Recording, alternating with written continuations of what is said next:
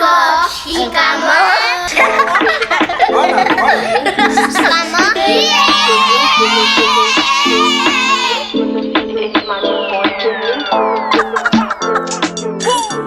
She's on.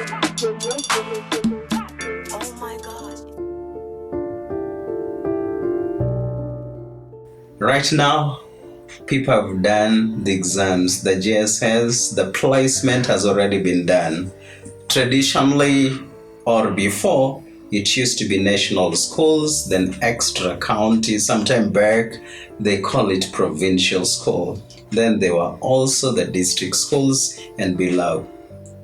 Of late, the names have been changed. Could be the mentality, the system might have changed, but mentality is yet to change. Of late, it is C1, traditional national school. Then cluster 2, which is C2 for the extra counties. And then there is the C3 for the county. And then the final cadre, which is C4, which could be belong to sub-county schools. And of late, people are worried. The government or the Ministry of Education has even given a leeway so that those who are placed in the schools they are less interested in can change so that they apply for other places which they had intended to go to. And then they'll check whether there's opportunity or not. Then it hits me hard that we might be running away from the 844 education system to the CBE, but then the problem might not have been in the system of education, but rather it's been the mentality. Sometime back, ladies and gentlemen, I did talk about a title that it is never the institution, but rather the learner. I also talked about that it is never about the school, but the attitude of the learner. In one of my presentations, I gave an example of a top student who went to a small school, who had scored 390 something, had admired or had wanted to go to Lower Girls, but did not go to Luark, went to St. Sylvester Madian, a school back. By then, I was talking about the attitude towards given institutions. My dear friends, it seems it is yet to change, and it might never change, because even me, the one talking to you, I had my favorite school, the one I wanted to attend, I wanted to go to.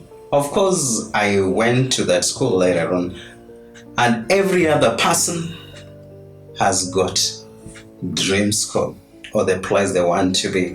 But if you're very keen, you'll realize that there are so many people who have gone and made names in some schools that were once considered small schools, and they become great people.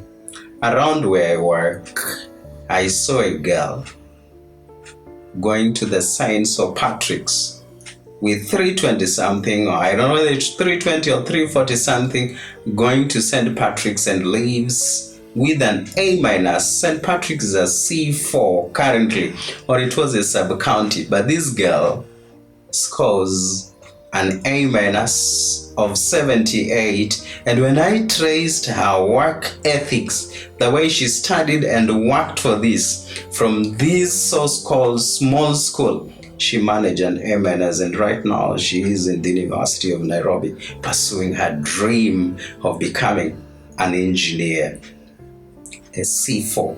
My dear friend, how I wish that as the Ministry of Education or the Teacher Service Commission were awarding the great teachers, this teacher I once visited could be considered for this, because the top teachers, the real teachers who are sacrificing, who are giving their best, are in the so-called small school.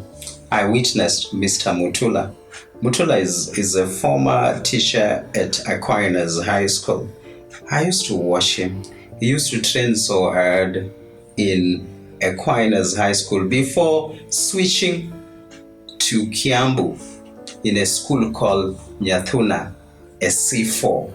Sometime back in 2021, just after COVID, I witnessed this small school for the first time conquer the whole central region, also known as Aberdare, in handball girls, and they won it stylishly. A school that has never participated in handball, and for the first time was winning and making it to the nationals. Remember the top schools that are in central Aberdares. There are 7 traditional national schools, the likes of Loreto Limuru, the likes of the Alliance Girls, the likes of Limuru Girls, the likes of the Maryhill. All schools were there. But Mr. Mutula, training a small school, or if I use the name Decimal School Nyathuna, for the first time, is making it to the national school. This year, around 19th, he had invited me to go talk to his players for the mental strength.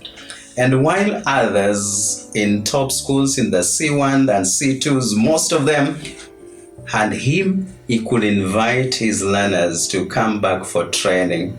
And I learned that what makes Nyathuna a C4 school to conquer the entire central in handball, it is because the teacher, despite the fact that is in a small school, is ever giving his best. He's created his time. While other schools are scouting the best and taking to their schools for training, he himself lacks resources, but he's training the resources that he has within that place. I noted that they don't even have a big land, a small space. This is a C4, manufacturing top players, and some have already gotten scholarships locally and globally, some even to United States of America. Some from Nyathuna are already playing for the national team. This is a child that wasn't privileged to go to a top school or national school, but in a round where he got educated, he was privileged to get a C1 type of a teacher who is placed in a C4, but touching lives and is still achieving lives. I might not change your mentality for good, because even changing the officers who are making decisions at the national level or even in the top offices are yet to change the mentality. That's why the learners are still graded with exceeding, approaching, meeting. But this one is mentoring a kid who was originally a C4 to be a C1, to be in a C1 and change the lives.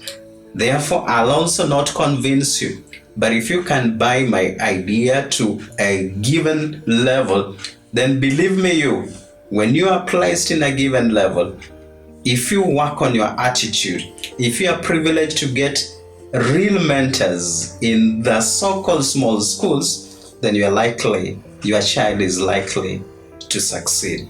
And therefore, I want to encourage the learners, especially the ones who are joining grade 10, who are not privileged to get their dream schools. You can still make the source schools you are being taken to be your dream school. And one day, one time, your name will be written that you are the first to have done something special in those institutions. My desire still remains that in future, the children will not be their ability will not be determined with what they've scored in class, but rather than what they have in them. Because what you have outweighs the judgment of others. And if you're very keen again, you'll realize that there are some people who might not have gone to even a higher level of education, but they're the ones who are controlling